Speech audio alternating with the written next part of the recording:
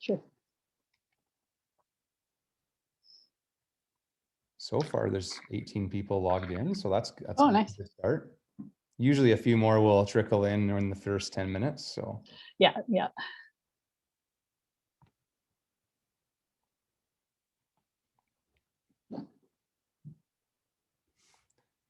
Well, we're pretty much right on 7 o'clock, so I will get started. So tonight, I want to welcome. This is our second last session actually of the winter that I've got planned. We may throw another one in there if something interesting comes up, but we've got Michelle Beath. Yep, that's right. Beef. Joining us. She's an agronomist with Saskatchewan Flax Development Commission and been around the industry for a number of years, and one of those experts in the flax industry joining us. So thanks so much for joining us and contributing to tonight's session. I'm planning on learning a lot. So Looking forward to it. yeah, you bet. I am recording the session for everyone so they know. So in case you've got your video on or you're asking questions live, we're going to throw it on YouTube afterwards. So look for that link if you want to share it with your other farmer friends and agronomists. One slide about who we are in case people are new to who we are. We're located at Enchant, Alberta, and I farm with my two siblings, Nathan and Matthew there on the right-hand side of that picture, and then Cody's on our management team on the finance side of things, and then my parents are still involved as well. And I take care of our seed sales and marketing for our farm. Nathan, my youngest brother, the farming operations, and Matthew on the right there, the seed treating, cleaning, construction projects, and some finance. And yeah, this year it's looking like we're going to be probably over that 9,000 acres of seed production in total for some contract production, but mainly our own, just over 7,000 acres of seed production a year on our own farm. So I'm going to talk about a few varieties and then a little bit of one page on some market opportunities, and then kind of how we grow it on 2 slides. So I've got about 10 slides here before I turn it over to Michelle. And of course, I'm growing it on irrigation. That's different than some areas of the prairies where it's more of a, drier conditions and things like that. So we're kind of an irrigation focus on our flax production and not typically dry land for us. Thinking about what sessions are coming up next, in 2 weeks, I've got a session on basically it's habitat development around intensive farming. And that's going to be an interesting one. I've got a guy named Lane Seward coming to talk. He works for the Alberta Conservation Association, and Lane is responsible for helping to organize and manage a few different projects, but he works with a landowner that we rent land from and work in partnership with him. And so we've got, irrigated farming all around development to encourage more habitat for birds, game birds, deer, whatever, things like that. And it's a bit of a intensive farming with in habitat development that's, even enhancing wildlife development around farming. So it's going to be a pretty interesting session, actually. So he's going to talk about that whole kind of project and what they've found and how they've increased bird numbers and things like that. So that's 2 weeks from now on a Wednesday night. So right now we've got Dorado Yellow Flax. This one's been out in the market for 2 or 3 seasons we've been selling it. And this is the best yellow flax we've found. That picture on the right there is the clean seed from this year. So best quality we've really ever seen out of the variety was last year for all of our flax seed production. It's short stature. It matures faster than it seems like it says in the seed guide. That's one nice thing about it. Here's there's the sample of it this year, the Dorado. I think the next slide I've got a little bit. Yeah, okay. So it seems to mature a little bit earlier than we would expect compared to other flax varieties. Yield-wise, we've had this equal to our brown variety, so it seems to perform as good as any brown variety we've grown. And we've had it side by side with some browns over the past few years, maybe 2 or 3 seasons ago. Stands well. Shatter resistant. We haven't really seen too much shatter with many of the flax varieties, but it's rated as shatter resistant. High oil content, so that's a good thing if the buyers are interested in oil. High iodine values. maybe Michelle can enlighten us about what that exactly means on the other end of things.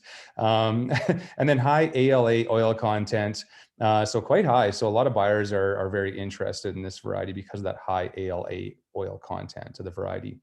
And then high meal protein. So it's kind of got it all. And it has been yielding really well for us. We did grow some CDC Bright.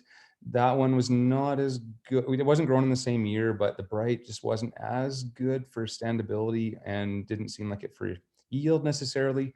So we got a little bit of that of certified Bright on hand, but Dorado's our main go-to variety.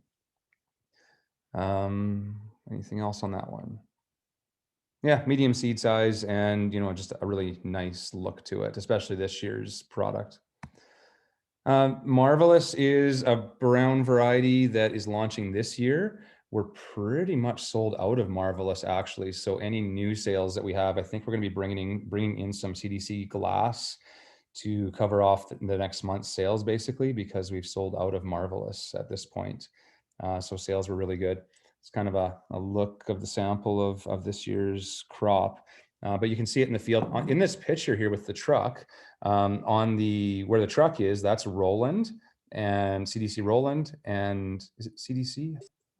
I'd have to go look. And then Marvelous, AAC Marvelous on the right-hand side there. So we had them on the same field. So that was really nice that we were able to do that. With the Marvelous, long season, normal for flaxes. I think it's going to be similar to glass for maturity. Some ratings say 1 day longer. We didn't have it. We had it beside the Roland. It was maybe a day earlier than the Roland. The Roland maybe a day longer. Medium height stood well. Lodging was not an issue for us this year. I'll talk about that. We kind of help control that a little bit with lodging risk on irrigation. Last year, there was kind of a soft launch, and we had, ourselves and some customers with yields of both the yellow Dorado and the Marvelous on irrigation in the mid 60 bushels per acre averages.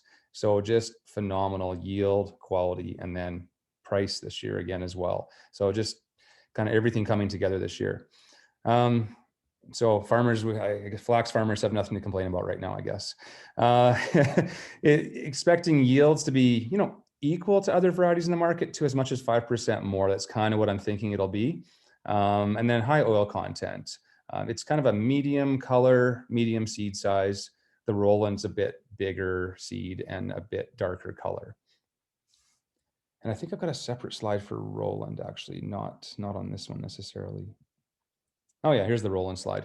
I just didn't delete one thing off the other one. So this one's available this coming fall. So this winter coming up, I'll be selling Roland, kind of making a move. Marvelous will be like a 1 year, one hit wonder for us, possibly. Roland will be kind of our lead variety for next year. And it's a very large seed. It's, if you I've got the Roland here. It's going to be hard to see on the camera, but I got a picture on the screen. The Roland is a bigger, plumper, very unique looking, dark looking seed type. It seemed like the straw dried a little faster in the field after regloning, a little bit faster than the Marvelous. Maybe that's just a 1 year thing, but it seemed like it dried down a little faster. Could be just a 1 year thing. Medium to high oil content. I think it's going to be the market leader for yields. If you look at our yield map here, this is 2 different combines and 2 different yield maps. So these colors don't really mean that the yield was this compared to this.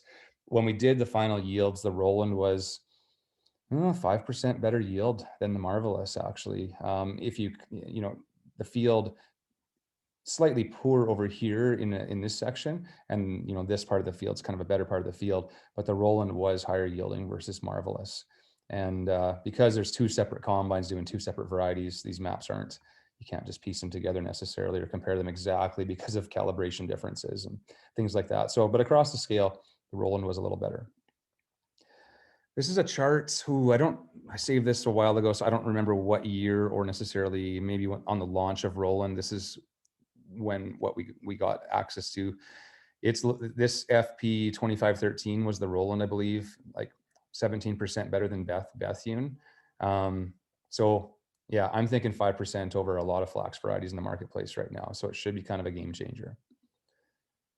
If you can look at the sample there, we've got Marvelous on the left in that picture and Roland on the right. So just look at that difference. That's the harvest sample. Just quite a difference in look of the seed types. Those are grown side by side. Flax treating. Mute that, I suppose. So we've been doing more and more flax treatings. I'd say 30% of our seed goes out treated. We're putting Ensure Pulse on it. I kind of wish the Ensure Pulse was a little darker because it's on a dark brown flax. It doesn't show up super blue, so to show that it's treated as good as I'd like actually. But it takes a little longer to clean the treater out.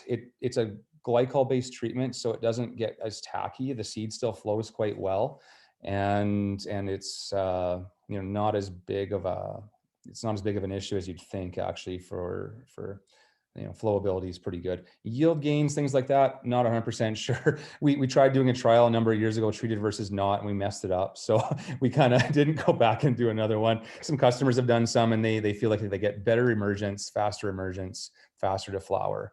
Yield wise, they do feel like they were getting some yield gains, but it wasn't really a perfect replicated trial. But more and more people are doing Ensure Pulse on their flax.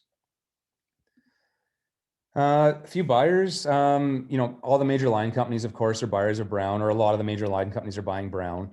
XPT Grain is one company. They are loading containers or taking your product to facilities, loading containers or going on rail. They're buying the brown and the yellow. They've got organic and conventional programs. And then Johnson's Grain, yellow and brown flax bids. I think yellow is maybe 25 cents to 50 cents more versus brown right now for new crop bids. And this Dorado yellow is yielding like the browns and even a little faster maturity than you'd expect. So that's been pretty nice. So those are some options there. If you didn't write these down, you can send me an email or a text or something later to get that information. 2 more slides here and then I'm done and I'll turn it over to Michelle. What we do rotation wise, we're either following a cereal or a pulse crop. And if you've got gophers and you don't want to grow canola on a piece of land, the gophers won't really impact the flax hardly at all. So they're good for pieces that are gopher infested. Rates, say you want 60 plants, and it's always a hard thing to answer of what rate and what plants we're targeting. But if you have 60 plants as a target, 20% mortality, usually that's around 56 pounds per acre. But we're often in that 56 to 70 pounds per acre that we would seed on irrigation. Dry lands, really dry Southern Alberta conditions, typically most of our customers in that 45 to 56 pounds per acre, depending on their drills and, the type of land, how clay based the land is. If it's kind of sandier, it's easier to come up from. Can seed it deep. I don't know if I'd go much over 1 inch myself, to try and reach moisture, but usually for us on irrigation, we're 1/2 to 3/4 of an inch.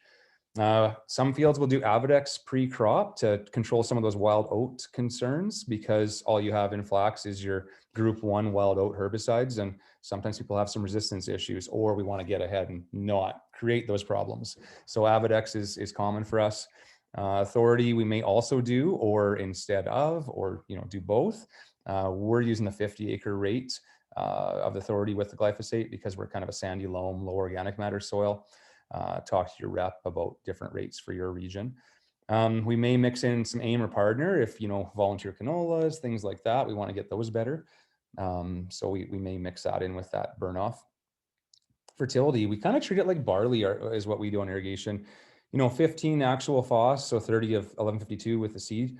If you go much more than that, I feel like there's some risk with hurting the crop, but maybe we're mining a little here. But on average, we aim to be even over a 5-year period with phos. So we may be, giving more in some cereal years and maybe not as much as the crop needs in the flax year, but the average is what we're going for there. And then about 135 of actual N, maybe a little more is often applied for what we're doing. But we don't get a lot of nitrogen coming from our soil because we're very low organic matter, like 2% or less. And often pulse crops are heavy in rotation, but we're just low organic matter, so not a lot of N comes available to the crop. And then frost sensitive like canola. So we've seeded flax late April. We almost got hit by some frost last year because our flax was up when we got pretty close to 0 in early May.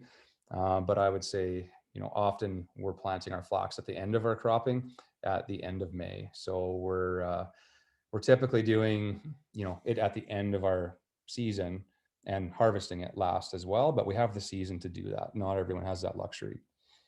We often use curtail M, buctril M. We often do it twice, and I find twice stunts the crop a little bit and helps it stand better, actually. So we'll do an early and a late. If we need the curtail M because of the lawn trell for some tough weeds like thistles, dandelions, that's a nice option. Otherwise, the buctril M is, your basic. It's not a really strong product, but it's what we've got for flax. And then mixing with group ones, say that Assure 2 or say Centurion type products. So you've got the two different types of group ones, right? Use one or the other depending on your wild oat concerns. We're typically doing a fungicide, say Prioxer is one that we would use about 7 to 10 days after first flower. That's kind of what we've gone with. Reglone, that's what we're doing for desiccation and high water volume. And it's registered on flax, but it's not commonly used, but we find that crisps the stems up a little bit and helps it get through the combine faster and easier. Now, we have swathed. You can use a land roller to anchor it, and we've had it hold in 70K winds when the stand has been good, but I'd say that's risky. We straight cut pretty much all our flax now because we're set up for that quite well. Now, this is glyphosate still okay on flax, Michelle, or are you going to talk about that? Yeah, I mean, I will be talking about your pre-harvest options, but yes, it's still okay to use on flax for sure. Okay. Obviously, talk to your buyers because sometimes some buyers are different than others. So I always talk about that when we talk about pre-harvest options. 10% is dry. You don't want wet flax in a bin or even tough, I don't think, because air doesn't flow through flax very well in an aeration bin, things like that. So it's one of those things you kind of got to take it dry, I feel, or to be able to deal with that differently than just trying to shoot air through it in a big bin. And that's all I had for that. And I know there was maybe a text or chat. Someone maybe had some chats there. Oh, so Matt says, what am I expecting with yield for 135 pounds of N? About 50 bushels per acre I'm shooting for there, but we have had years where we've been over 60. Some years though, we're, around 40. So yeah. Another comment, any comment on injury of buctril M versus curtail M and any yield difference? Haven't done a lot of trials with one versus the other for yield differential. Hopefully maybe Michelle will talk about some of that stuff in her presentation, but we're kind of hitting it twice and stunting it a bit. And for us, we can irrigate longer and it doesn't lodge. So we maintain yield from not having lodging. So I think that's important, but I don't know what you'd use otherwise, Curtis, for spray if you can't use either of those products. Irrigation strategy. Heard is hold off as long as you can until flowering. No, we kind of just treat it like our normal crop. If it needs water early on, we water it, and it's on the back end we have more issues. It's like, how long do you water? When do you turn the tap off? When do you start slowing down? And yeah, no, we really haven't done the holding off watering until flowering. We just kind of treat the crops with as much water as they need, basically. Are you worried about phosphorus injury if it's placed away from the seed? For us, phos injury in the seed row, like at 30 pounds of 1150 of, so I would treat it like canola, basically. The numbers there, I can't remember what I wrote now, but I would treat it no different than canola for phos injury, basically. Does anyone do glyphosate then Reglone after? I suppose that's possible. I've heard that done in lentils. I've never heard of anyone doing that in flax, but I've heard of people doing that in lentils in the past. Now, keep in mind on lentils, talk to your buyers first. There's some sensitivities to glyphosate on lentils, so talk to your buyer. And I'll come back to some of these other things and keep adding your questions in there as I flip this back over to Michelle here. So, well, we've got 39 people logged in, Michelle. That's awesome. Mm-hmm. Yeah. Wow. Host.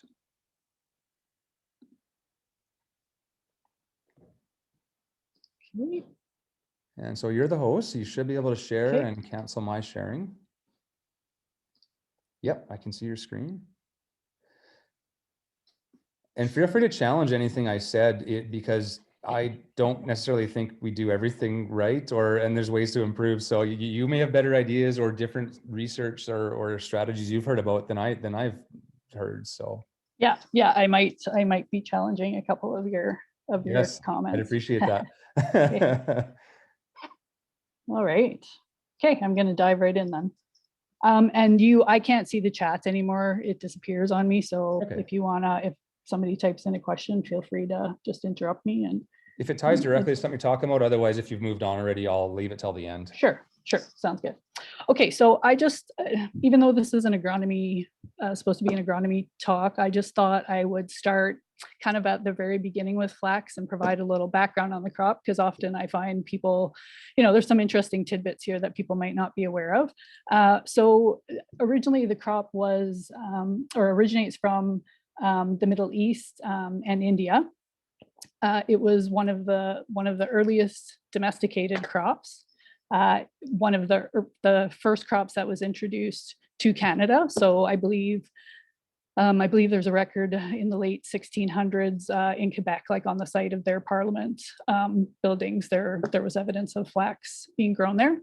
It was originally a fiber crop, of course. So, if you think about mummies, they were wrapped in linen, of course. And it's still predominantly a fiber crop in Europe. But of course, here we grow the oilseed variety because that has less fiber in the stems and obviously is producing the seed for the oil that we use. And so what's special about flax? Like why do we grow oilseed flax? And that's because of its alpha linolenic acid content. So kind of coming back to Greg's comment about this is linked to iodine number. So 18.3 is a fatty acid that's found in the oil. Flax has a very high content of this, so kind of average of 57%, I would say, but some of the varieties are kind of ultra high, we call them, so they could be up to 70%.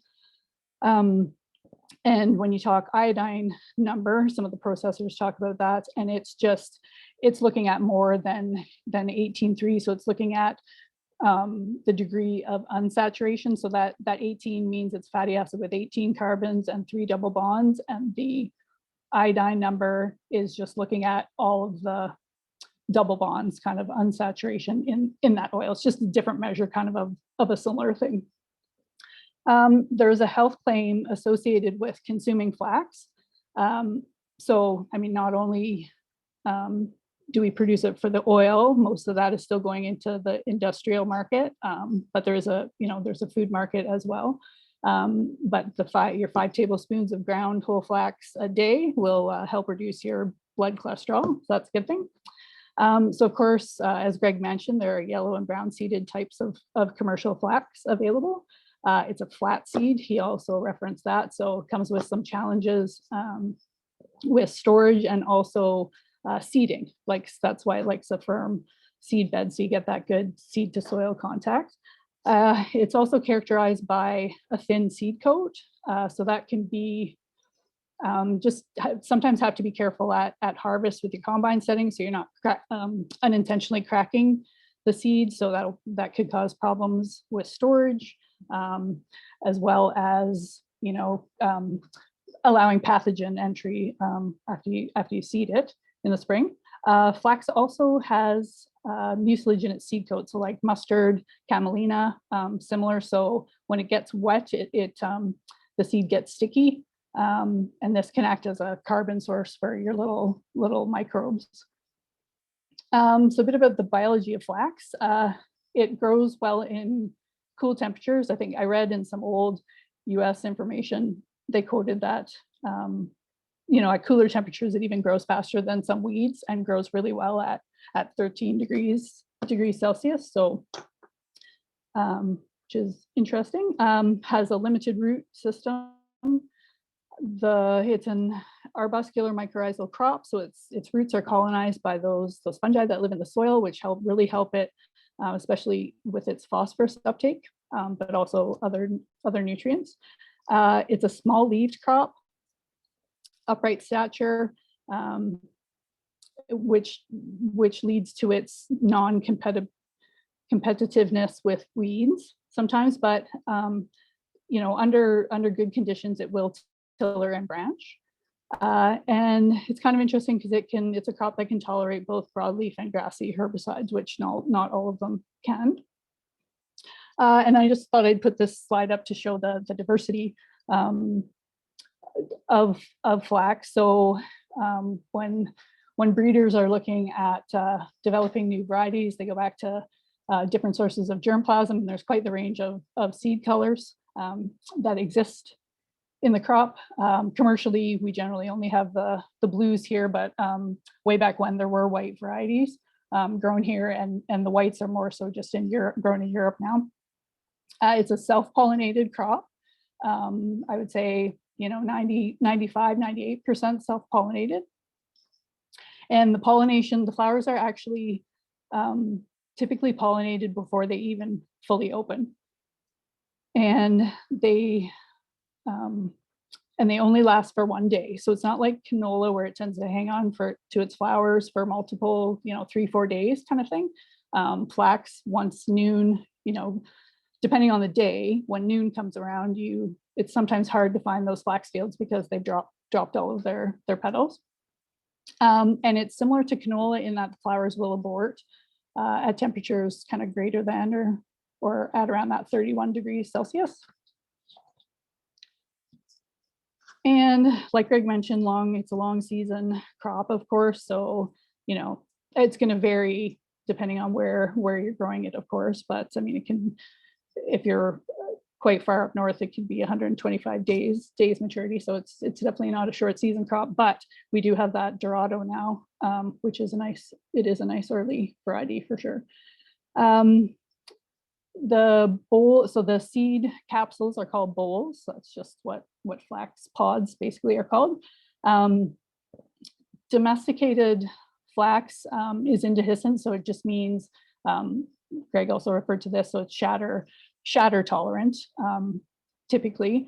So you don't get the seeds falling out of the bowls. And if you can see in the middle picture there, that variety would be from the far right one would be a dehiscent variety. So those seeds, when it matures, and it's like the wild flax that you might see growing around in places, it's just going to mature and those seeds are going to get blown out by the wind. But our commercial varieties don't do that, of course.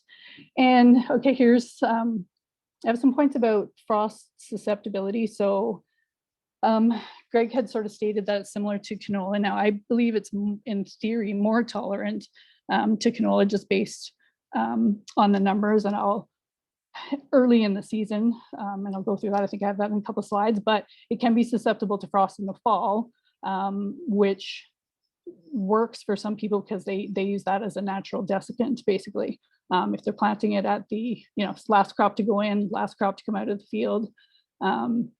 But you do have to be careful with those seeds, the immature seeds, because they can be damaged if the weather is pretty severe, and then you'll just end up with a poor quality crop. So you might have blackened seeds from frost damage, which depending on how much you have in your seed lot may not be a big deal, but if you're trying to sell it into the food market, becomes a pretty big deal.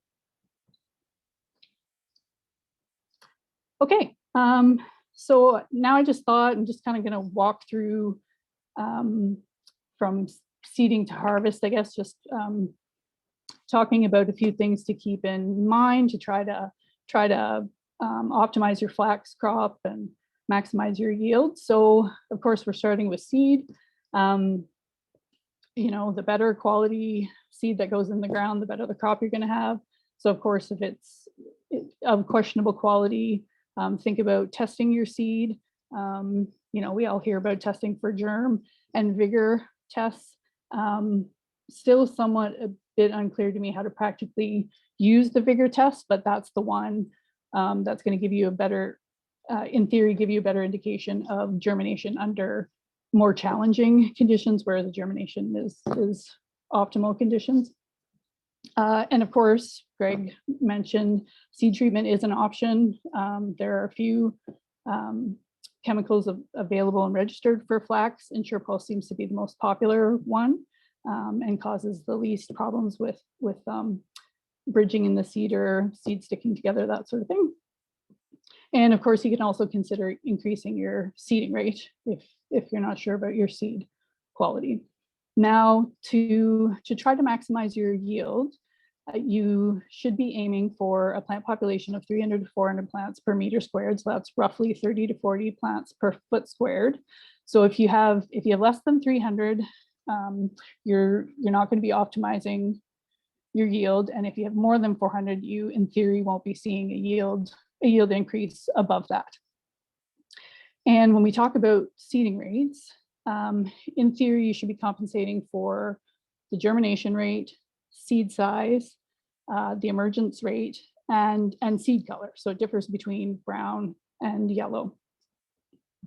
So when I say that, we typically recommend that yellow flax that you should seed at 10 to 15% higher rate than brown. And that's because, so typically a crop with a yellow seed coat, it's a really thin seed coat. So I mentioned that flax itself has a thin seed coat, and yellow is just really thin. So they just tend to get more damaged. And then you should be compensating for seed size, because there's a wide variety of seed sizes, of course, depending on the year, of course, when the seed was produced, and just variety specific. So, for instance, we've got some varieties that are, maybe not 4, but some years they could be 4.5 or something.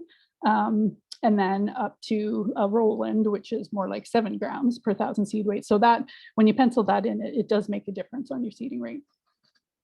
And so the industry standard, I guess, is to use an emergence rate of 50 to 60% for flax, which is similar to canola, for instance. But I've heard, I think it really varies for your farm, because I've talked to people who have emergence rates more like 90% based on what they seeded and what you saw. So I think you really have to figure that out for your farm, but that's just the recommended starting point for flax. And then of course, when we're talking about irrigated crops or pedigreed and organic, you're going to want to seed them at higher rates, and they typically are. And when you're thinking about moisture conditions at seeding, or if it's predicted to be a wetter year, drier year, you might consider altering your seeding rate based on that. So of course, lower under dry conditions, just limiting that competition for moisture between the plants, and then of course higher under wet conditions to optimize your yield. And lower seeding rates under wet can be bad, because the plants, you just have more water to soak up with less plants, and it can also lead to delayed maturity as well, and unevenness of crop, because as I mentioned, the flax will tiller, so you might get extreme tillering under those situations.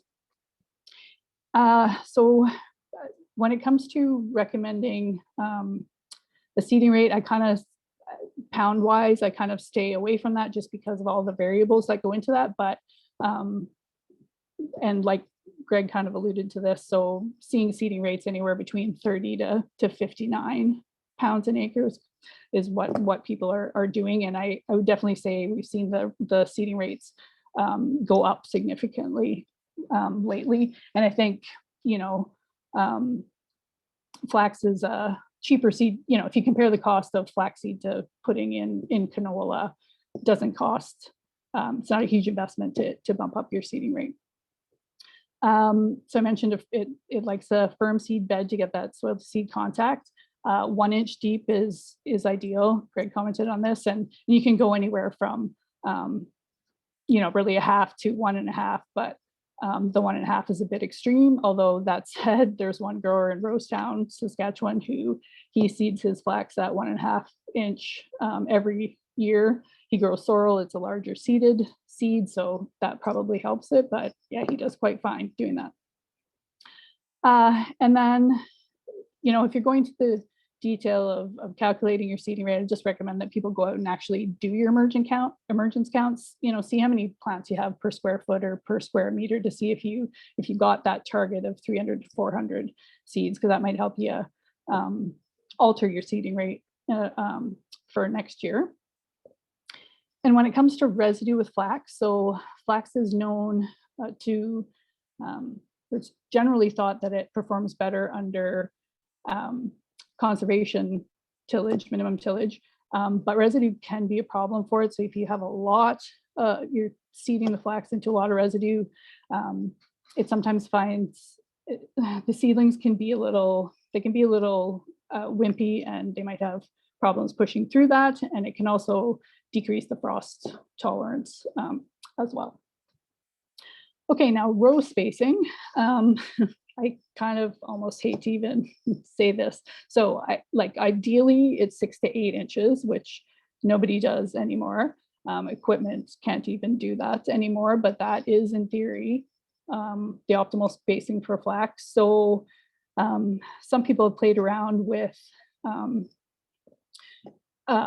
doing multiple passes or cross seeding, or even, I mean, I've heard of a few people purchasing European seeders that can go to the narrower row spacing for flax. But that's not, of course, very common. Okay, so I guess here's where I'm going to raise a few points about seeding flax early. So traditionally, like Greg said, it's often the last crop in the ground, and it's often the last crop off of the field. And being the last crop off often works well. It stands well during challenging harvest conditions. It doesn't shatter generally, and you can go in and pick it up when there's snow on the ground, kind of thing. Not a big deal. But there are benefits to seeding it early. So I do have some numbers here. So for frost tolerance, according to the literature, at the cotyledon stage, it could tolerate down to almost -4 degrees Celsius, and at the 2-leaf stage to -8 if it's acclimated. So if the temperatures have sort of been slowly going down. So surprisingly somewhat frost tolerant. Whether that's the case every year, I'm sure it's very location specific, but in theory it is.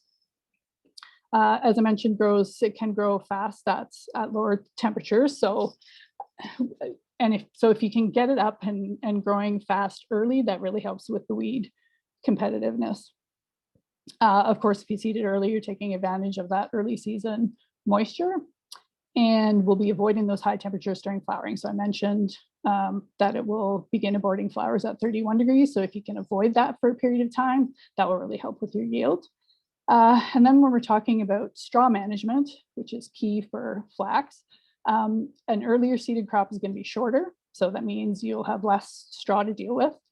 And it'll also give it more time for that straw to dry down. Just, be out there for a longer season. And it just makes the straw management much easier to combine. And then, of course, mature seed is more resistant to weathering than immature seed. So if it's mature earlier and poor weather hits, you're better off. And according to Manitoba crop insurance data, seeding flax within the first 3 weeks of May is what you should be doing to maximize yield. Saskatchewan Crop Insurance is working on kind of mining their data to see if they can come up with a data set like Manitoba has, because it's pretty useful to have that comparison with all the crops, but we don't have that yet. And I'm pretty sure I've looked for Alberta, and I don't think you guys have anything like that either. Okay, so fertility, Greg touched on this. So the industry recommendation is to, of course, soil test and targeted yield of 30 to 35, which, of course, is quite conservative. Would be a dry land yield, not what you'd be targeting for irrigation. But given that, so I'm not sure what, I should have looked up what the Alberta provincial average yield was, but for Saskatchewan, it might have been 25 bushels an acre last year. So this is targeting above a provincial average. So, and nitrogen, we recommend anywhere from 40 to 98 pounds an acre. And I have a curve. So later on, when I talk about some new research, I'll show you the nitrogen curve for flax. And then when you're talking about the other macros, PK and S, we don't really have any standard recommendations for those. It's so variable depending on how you soil test and even field to field. And the research just hasn't shown consistent enough results to make a good standard recommendation. So it's kind of something you have to figure out for your own farm. And we just say, just come at it. So for flax, come at it just thinking about replacement and maintenance for the soil. And just looking at those uptake and removal charts to make sure that you're providing it with enough. Greg also mentioned this, sensitive to seed placed nitrogen and phosphorus. So you definitely want a side or mid-row band 1 or 2 inches from the seed. And the provinces vary on so you don't want to place any nitrogen with the seed row, in the seed row for sure. Phosphorus you can get away with. And so I looked up Alberta, you guys are 15 pounds per acre. I believe Saskatchewan is 30 and Manitoba doesn't recommend any. So we vary quite a bit there. And flax can suffer from some nutrient deficiencies. So iron, zinc, calcium, boron, manganese. But it's often difficult to diagnose, and often adding the micronutrient afterwards doesn't really seem to do much, but it's definitely something to watch out for. Okay, weed control. So I mentioned before, flax is known as a relatively uncompetitive crop, and it's just based on what the plant type is. So you really do need to make sure you get those weeds under control early. So it's especially key when that crop is 2 to 6 inches. It's that's very important for yield. And there are a number of pre-plant, pre-emergent products available from a number of different groups. Greg touched on some of those. So it's great that we have those options there, because the in-crop options are a little more limited. We only have group 1s, 4s, and 6s. And if you take a look at the weed spectrum that those chemicals cover, there's little weed overlap between those. So you do end up having to spray a few times depending on what your weed issue is. And the latest stage of application of an in-crop product to flax is early bud. So in theory, you shouldn't be applying anything after that, just for fear of damaging the crop. And then bentazone. So cleavers can be a problem in crop. Bentazone is the only option to control cleavers. Currently there are no other options available. And Greg touched on this as well. So only the group 1's available for wild oats. So I definitely have both of those on my list of, just looking out for some new chemical options for flax, because those are going to be a need, I'm sure. And we often, when we talk about flax, it's a funny crop. It's very easily damaged by herbicides, but it's hard to kill. So it can be very susceptible to glyphosate and glufosinate ammonium drift. Pretty much get at least one call a year from somebody wondering what's wrong with their flax, and it was because their neighbor, they themselves or their neighbor, inadvertently, got too close with glyphosate or Liberty and smoked their crop. But it doesn't kill it. It can, it does impact your yield, but the plants will grow back, and obviously maturity will be very much delayed, but usually doesn't kill it. And then I know in the chat there was a question about this. Yes, flax is sensitive to the group 4 and 6 herbicides. I don't know. In theory, we are probably lucky to even get those registered. I'm not sure they would actually get registered these days with how the crop responds to them, but we often joke that, you know, you should just go spray with one of those and then go to the lake for a week and then come back and look at the flax, because sometimes depending on the weather conditions, it can look pretty sad for a few days afterwards. I just put a list there of the weeds that can be more of a problem with flax.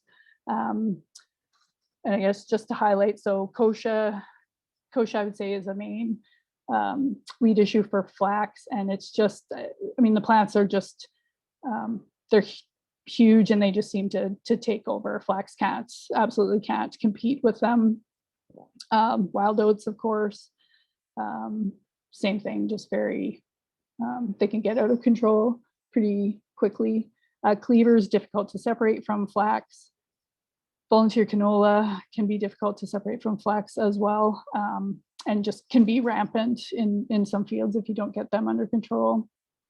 Canary seed's another one. So if you've ever looked at the seed, they're very similar in shape, and it's really difficult to separate those two. And if you do seed production, there are definite limits on how soon after a canary seed crop you can seed flax for that reason. Okay, and then of course, when we talk about crops, you got to talk about disease and insects. So flax does have a number of diseases that affect it.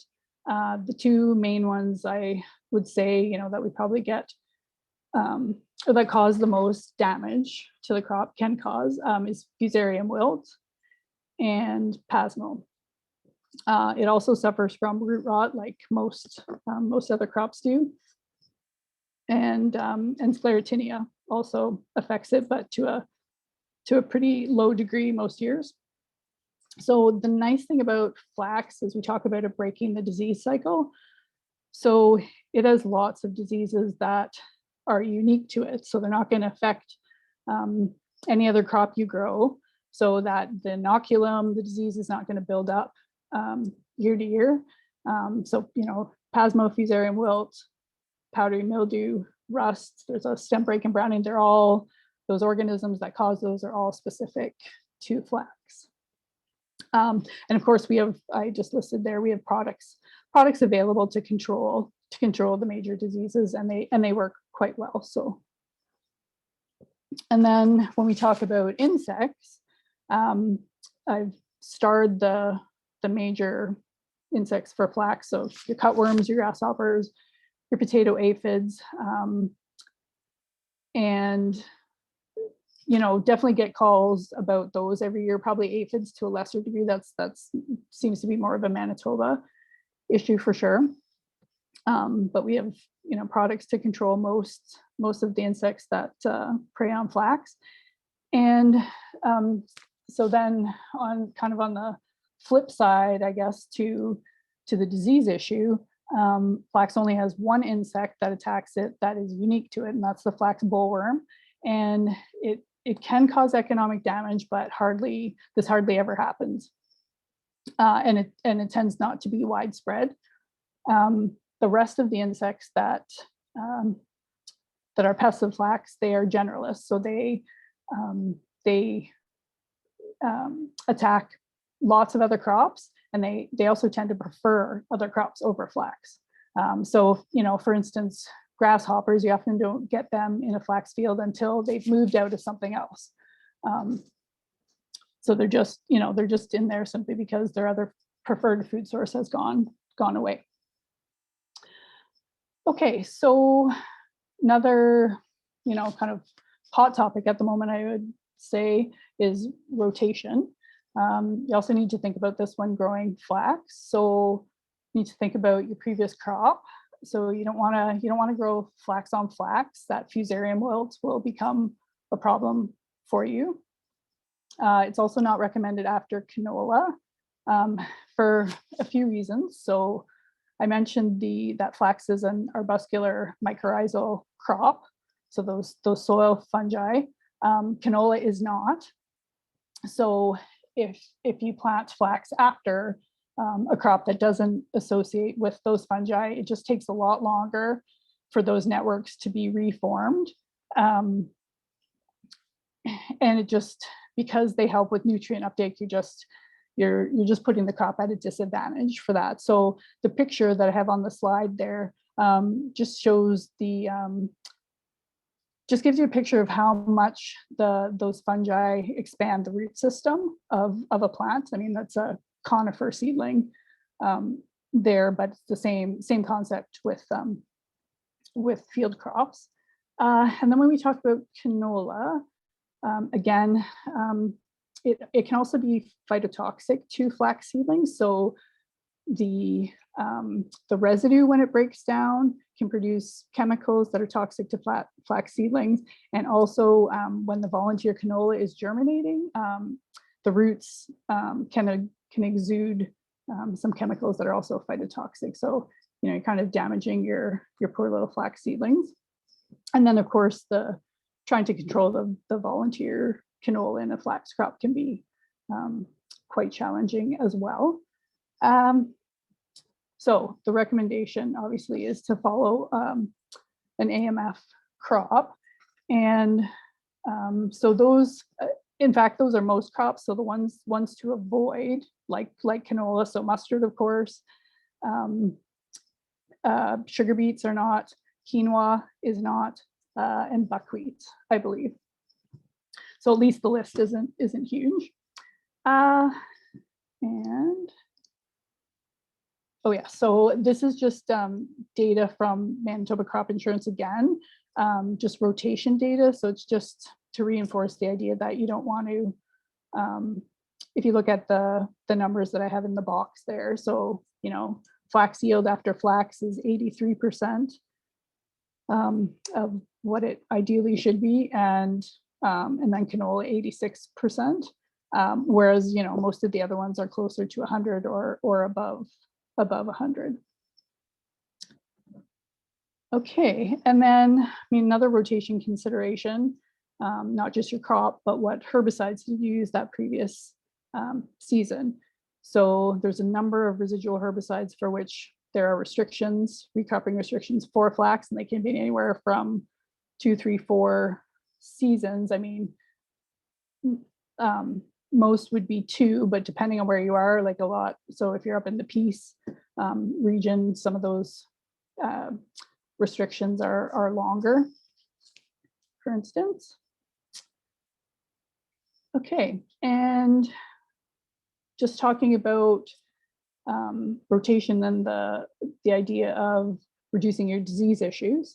So again, this is Manitoba Crop Insurance data, just kind of showing it in a different way. So how your flax yield varies depending on how many years out of flax you are.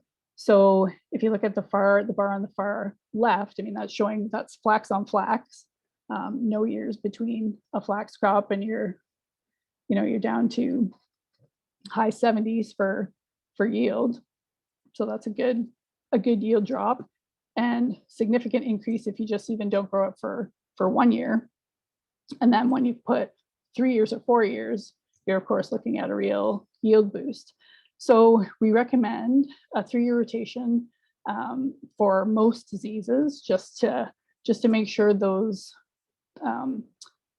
the inoculum is reduced and is not building up.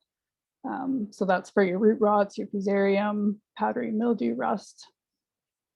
And then Pasmo recommend a 4-year rotation. So that disease tends to hang around on flax residue, which as you know, takes quite a while to break down. So it's just a longer recommendation for that. And this is generally, I mean, people generally don't do a 4-year flax rotation. This would be if you were having real problems with it. This could be a way to try to address that. Okay, and then when we talk about harvest, maturity rating and knowing how to rate the maturity of your crop can be key for a few reasons. So if we talk about the timing for your pre-harvest chemical, so you don't want to apply that too early, or you might end up with residue issues. And you don't want to be spending money and applying your desiccant too late either.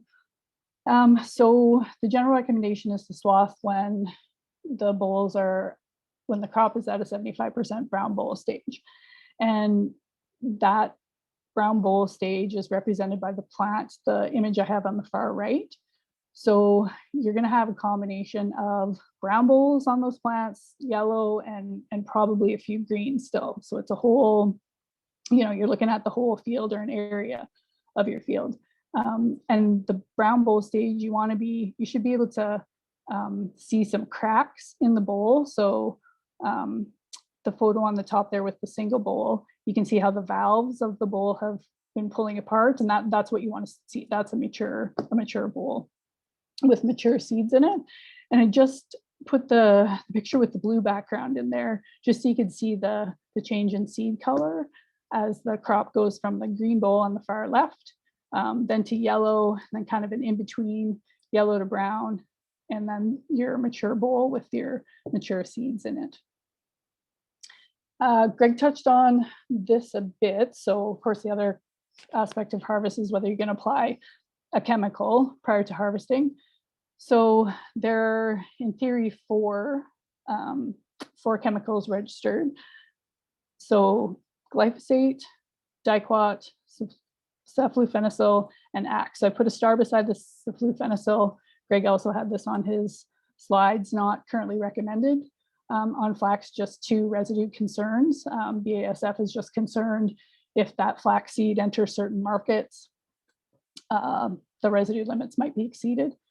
So like Greg said, it's always a good idea to talk to your buyer before applying any of these, even glyphosate. Like it's not common for flax, but I mean, some people have found that some buyers have in the past requested no glyphosate application. So, and then, so I guess one comment on diquat, and I actually have a few slides later. We did a research project or demonstration trial this summer comparing some of these, so I won't get into it too much, but diquat has come, there are generics available now, so the price has come down, so that we might see the use on flax increase, because that was one of the reasons why people don't use it a lot, because it can be quite expensive, and also the water volume required is quite high, which can be a bit of a turnoff. But in theory, this is your true desiccant to use on the crop, whereas glyphosate is more, you're using that more for your weed control. Axe is a new product. It's a biological product, so it doesn't have any, there are no issues with residues, but it would be a product that's more used probably by the organic people if it's certified in the program that they fall under, and it's the ammonium salt of a fatty acid, but it's I don't have any experience with it, but it's supposed to be quite fast acting, but I think it requires high water volumes or just high product volumes. So it's probably not so practical for field crops. It was developed as a horticultural product first.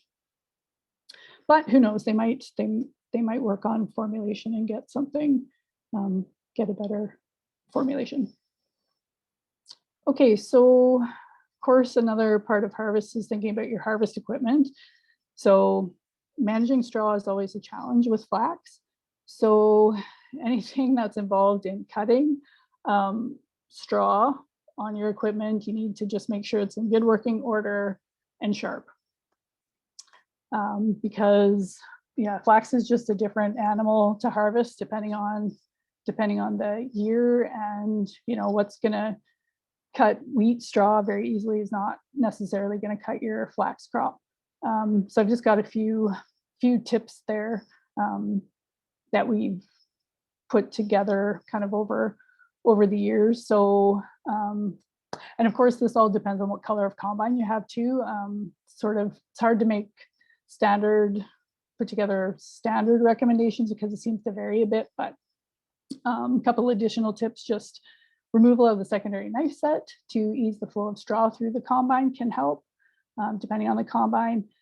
Even installation of filler plates or strips at the front of the concave could be necessary to properly thresh flax, just so you don't have too many whole bowls going through.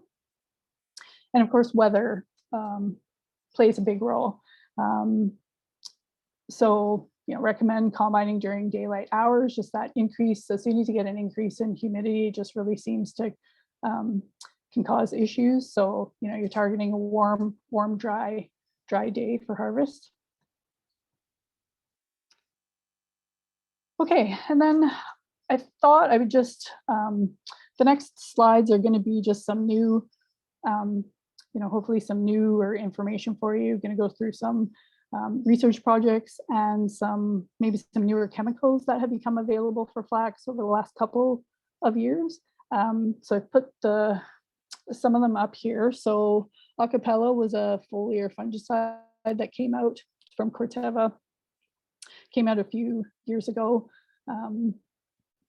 It's another group 11, so that's the one thing with Pasmo control on flax.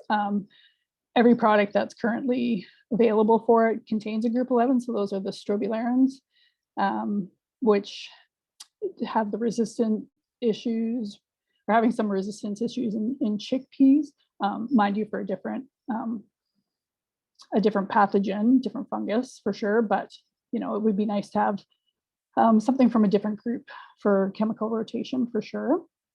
But it's nice to have another product to use with a different active ingredient. The DESIS label was expanded for Bertha, armyworm, and Lygus control a couple years ago as well.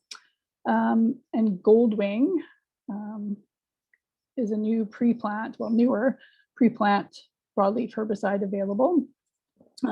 So that can target kochia, cleavers, volunteer canola.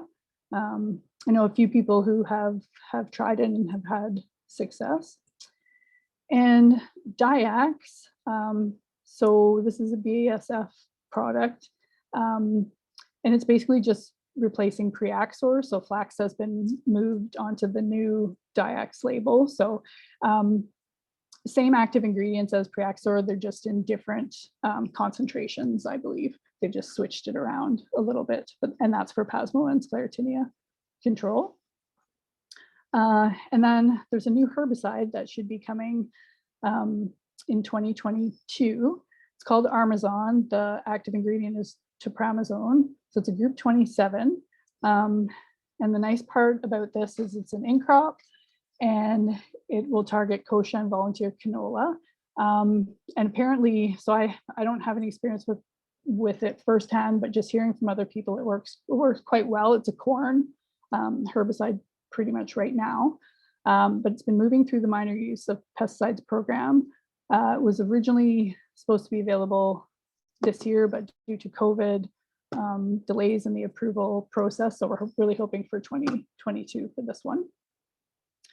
And then I just listed, some of the other things that are kind of on my mind for needs, chemical needs for flax.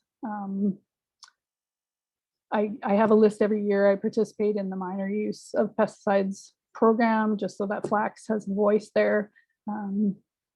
We're in that process right now. I'm hoping to maybe get a project through this year that would be great. So for instance, I'm just going to pick one. So I've had a few calls about a seed treatment, thinking about a seed treatment for cutworms. The last few years in areas have been bad for flax, and there are no products registered. And then also thinking about an alternate desiccant or harvest aid for flax. So given the issues with glyphosate, just trying to be proactive and maybe come up with another option that might work for the crop. Okay, now just gonna talk about a few recent research projects. So with some interesting results. So the one was conducted by the University of Saskatchewan. It's an integrated crop management study. Took place over a number of years. And they looked at altering several several components of what you can do to your crop, and doing different combinations of them and determining which one, what the impacts on yield were and which combination was the best. So they looked at seeding rate, compared 400 to 800 seeds per meter squared. So I would say a low versus kind of the recommended seeding rate. So of course, a higher seeding rate is going to give you smaller plants, fewer bolls per plant. And they also found that those had more pasmo, and that's intuitive as well, because pasmo tends to be more, you find more of it with if you have less airflow going through your canopy, kind of warm, moist conditions. They looked at row spacing.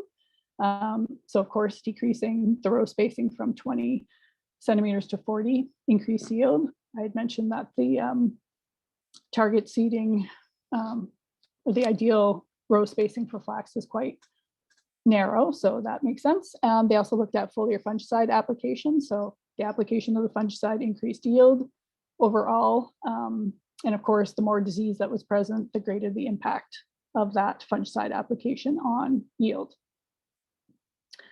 They also looked at nitrogen rate. So they applied either 65 or 130% of the soil test recommendation for 35 bushel acre crop. And of course, the higher nitrogen increased yield, but also led to more pasmo. You would have more vegetative growth on the plant, so that makes sense for the disease.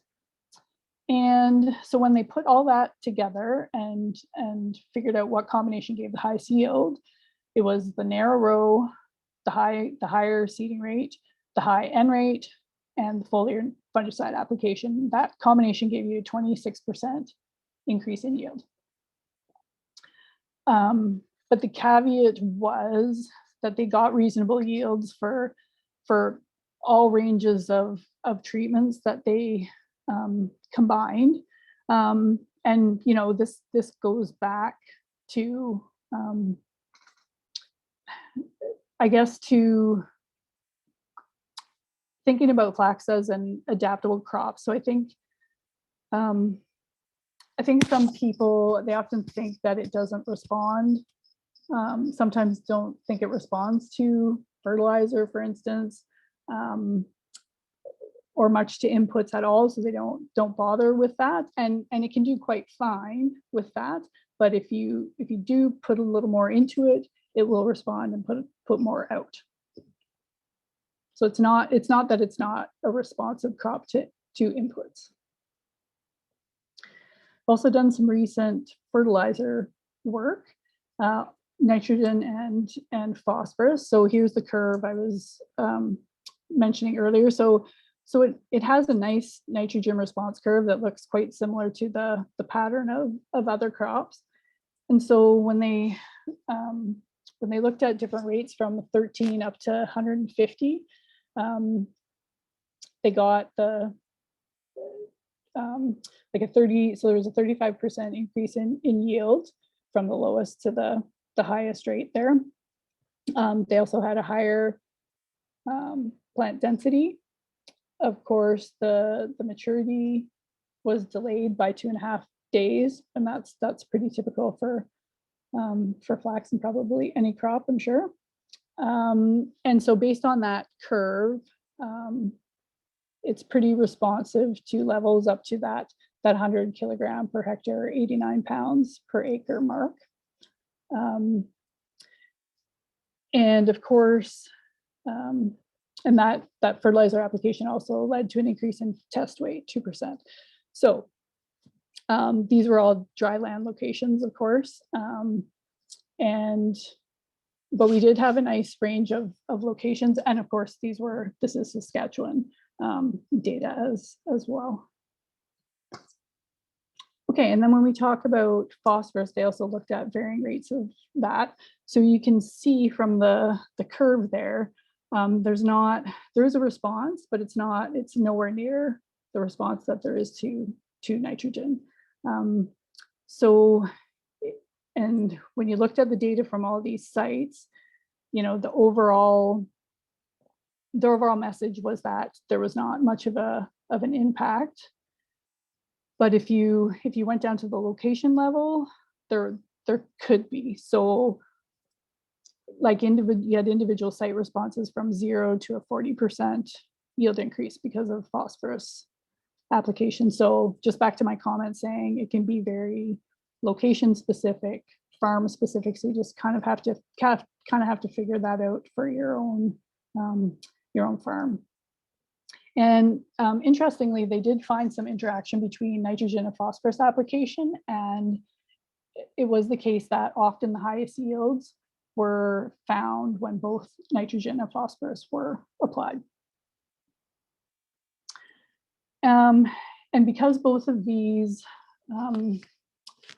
projects had row spacing as a parameter in them, if you combine the results from both of those trials, where they varied row spacing from 8 to 24 inches, you got a 1 to 2% decrease with every inch of increase with flax.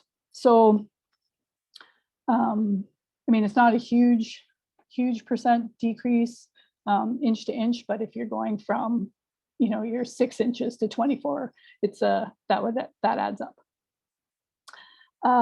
Okay, and then another project. We often have the University of Saskatchewan, they do a lot of herbicide screening. So we had a project with them that was just completed recently, where they screened a number of herbicides, and they identified four chemicals that look like they have potential for flax. One of those was that chipramazone, the Armazon product that I mentioned, which of course is now going through the minor use project, but there might be another one or two that might be possibilities to do something more with, which would be great. And then here's the project that I referenced earlier, just for going back to talking about the pre-harvest chemicals.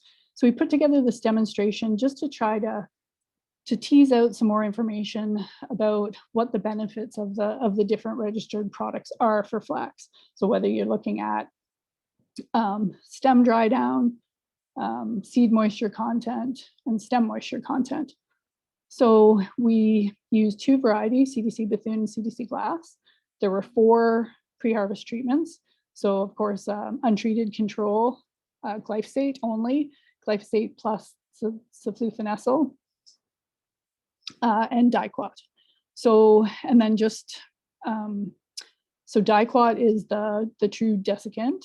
So in theory, that's the one that should dry down stems better than the other ones. Sulfonylurea is has contact and systemic activity, so kind of a combination of dicot and glyphosate, and then just glyphosate, of course.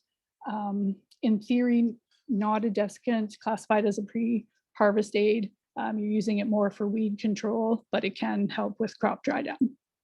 So this was run at 3 locations in Saskatchewan last year. And the photo I have on the slide there was the rating scale that we used. And it just shows the variation in stem color that you can have at harvest. So going from a grass green color to a brown, so that was rated so many days after application of the product. So I've just got a few graphs to show, to highlight. So this was a graph of the visual stem dry down rating. So it was scale of 1 to 9, with 1 being a grass green stem, 9 being a brown stem, and looking at the 4 different treatment combinations. And I just have a graph for each site, because at each, the chemicals behave differently, the treatments behave differently depending on the site. So this one is Indian Head. So you can see, you've got nice curves for each treatment, basically. You've got the untreated on the bottom, so indicating that the stems didn't dry down as much as they did with the other 3 chemicals. And then you've got the dicot working the best. So it got the stems closer to a brown color at harvest time compared to to the other chemicals. And then the glyphosate and the glyphosate saprophenicol behave similarly. And then this is a different site at Swift Current. So you can see there's not much difference between any of the treatments really. But this, of course, is a more southerly location. It was really hot and dry down there in like August, September. So the chemicals just didn't do much, and they probably didn't need to do much. So this would be a case where you probably didn't need to apply a desiccant at all because your untreated dried down just as well without a chemical. And then the last location, I was just wanting to show this because it shows something interesting, which we sometimes do see with flax. And so that's the untreated line at the bottom. So the stems went from a rating of sort of 6-ish when the chemicals were applied to a week after, and they got greener. So it went from a rating of 6 to a rating of 5. So, I mean, of course, this is a bit, of course, subjective. It's a visual rating, but they did get rain then, and flax plants, they will respond to late season moisture and they can be drying down nicely. And if you get a bunch of rain, they can start regrowing. So we think that had something to do with just the way the results came out for this site. Okay, and then just some pictures so you can see the difference. So the top 4, so same variety, CDC glass. The top photos are the untreated control plots, so no chemical applied at the 0, 4, 7, or a week and 2 weeks after chemical application. And then the dicot plot. So you can see if you compare the pictures of the untreated and with the dicot, you can see definite differences. The dicot definitely dried the crop down more rapidly and uniformly. Okay, so general conclusions from this study. It did seem that the ability of the herbicide that was applied to dry down the stem differed by location, which makes sense. Somewhere like a Swift Current is not, it's not as common for people down there to even use a chemical compared to those in a more northern location in Saskatchewan. Then we also looked at seed moisture. So the chemicals decreased the seed moisture compared to the control. And dicot dried down seed significantly more than glyphosate and the glyphosate plus saprophenicol at Indian Head, but not at Yorkton. So another location difference there. And we also looked at stem moisture. So we were interested to see if the varieties had a difference because, I've heard anecdotal information from growers that, that CDC glass is an easier variety to harvest than CDC Bethune. So the theory was that, well, maybe its stems dry down quicker than those of Bethune. And it did seem to be this case at Indian Head, but not at Yorkton or Swift Current. And I was interested. Greg was talking about Roland seeming to have a better, maybe a better straw dry down at harvest than some of the other varieties, which is great to hear if that's the case, because it will just makes harvest that much easier. And then when you're comparing the chemicals on the stem moisture content, dicot had a significant effect at Yorkton. And if I just put the numbers in there, so it had quite a significant effect. So, half of the moisture content of the glyphosate and the glyphosate plus saprophenicol treatment, and 5 times less than the other, 6 times less than the control. So it definitely, dicot was a good product. It worked really well at Yorkton last year. Okay. And then I just wanted to mention Pasmo here. So, just the fact that we do a disease survey for flax. It's done every year. Unfortunately, Alberta usually isn't covered just because we don't have any flax people in the province, which would be nice if it would be great if that changed. But we do the survey every year. We get out and look at fields, and Pasmo is always there. It's a disease that's always present, but it's usually present in pretty low levels. So I just put the graph up there to show you that the severity is generally quite low most years. So you can see the crops, so higher severity on the right-hand side. So these would be just how much Pasmo, how much of the stem was covered on the plants that had the disease on it in the field. And so you can see the ones that were the 26 to 75 or greater than 75%. There weren't many of those fields, which is a good thing.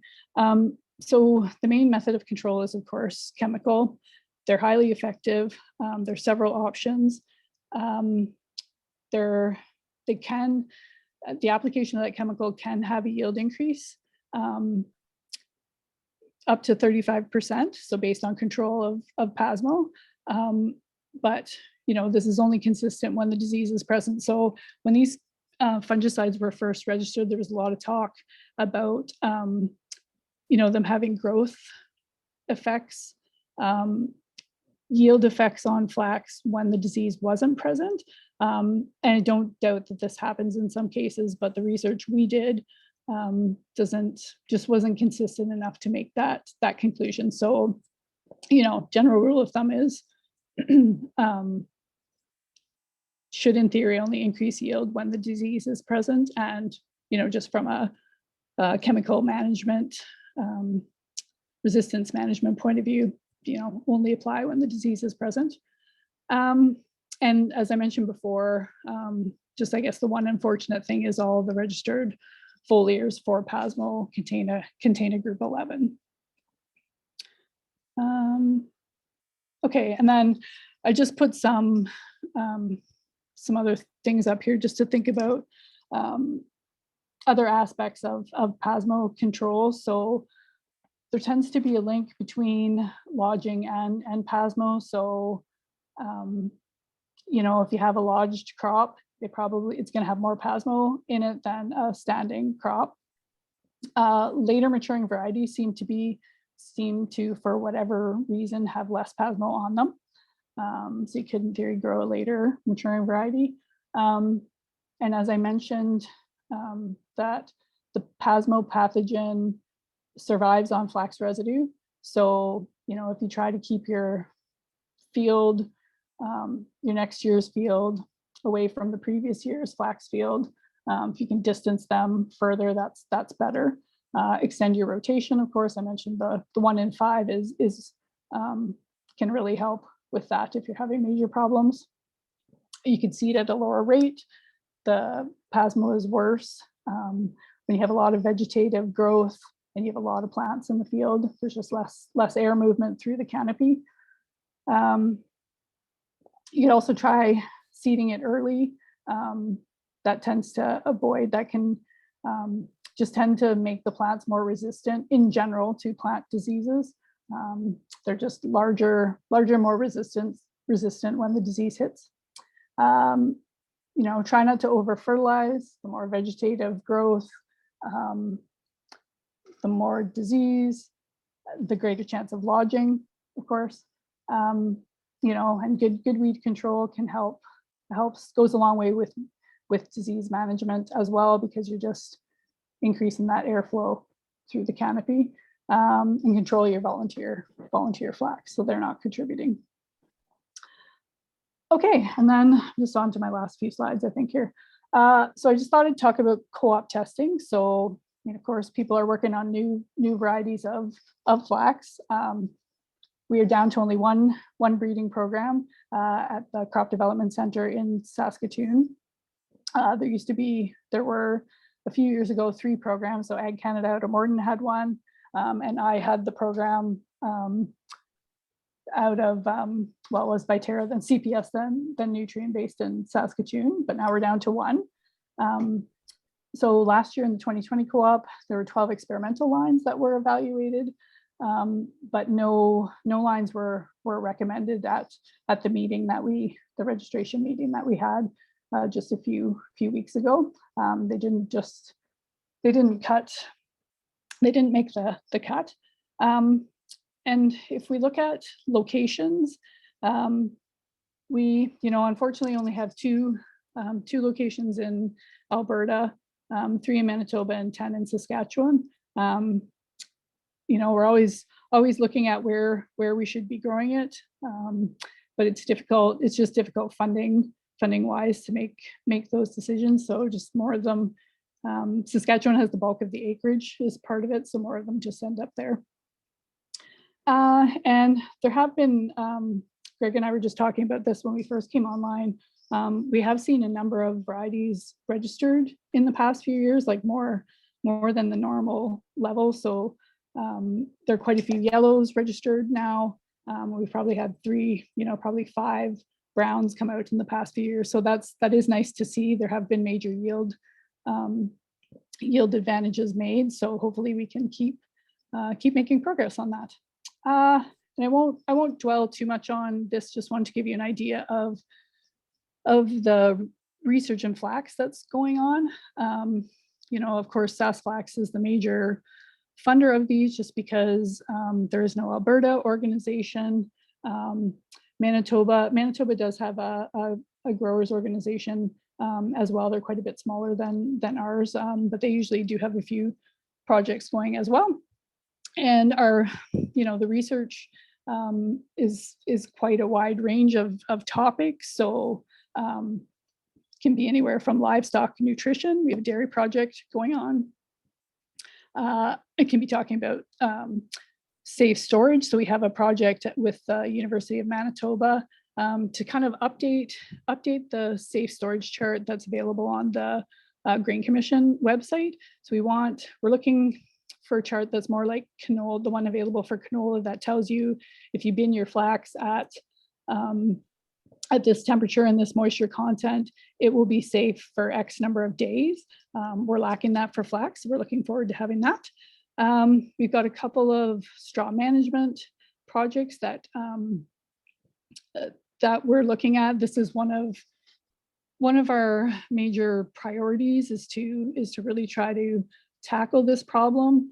To figure out, are there variety differences that make the crop easier or harder to harvest? Are there better harvest recommendations that we can give? Is the development of an even shorter variety than the Dorado? Would that be something people would be interested in? So you just automatically have way less straw to deal with.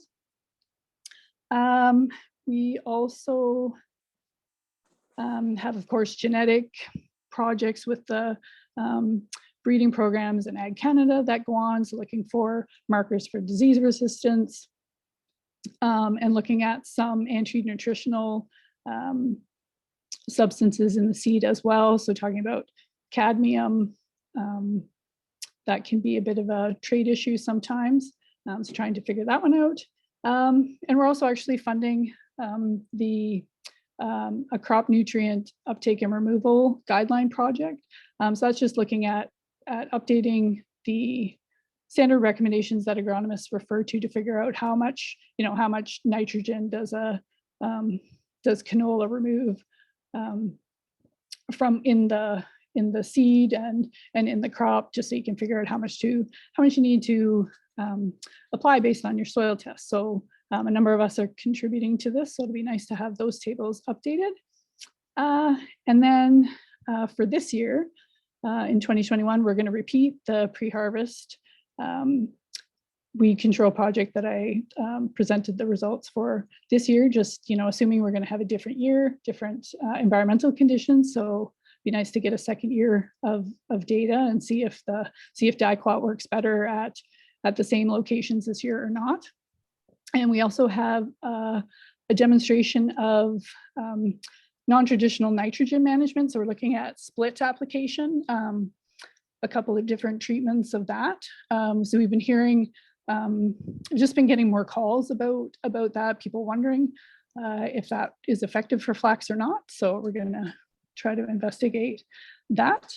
And then, so that's pretty much it for my information. Just wanted to highlight one publication that Flax puts out. So it's an agronomy newsletter that comes out monthly during the growing season, and try to provide timely information. If there's anything new research information that comes out, try to incorporate that into the newsletter. So you can go to our website, www.sassflax.com.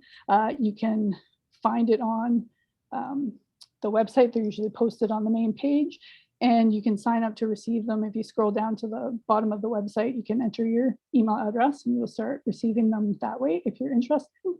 And then I'll just leave my contact information up there if you're interested. Thank you. That was awesome. I learned a bit, and there's just stuff you don't think about for, once in a while, and then it kind of clicks back in your head once you see it again. So yes, yeah. And I forget about stuff too. Yeah, absolutely.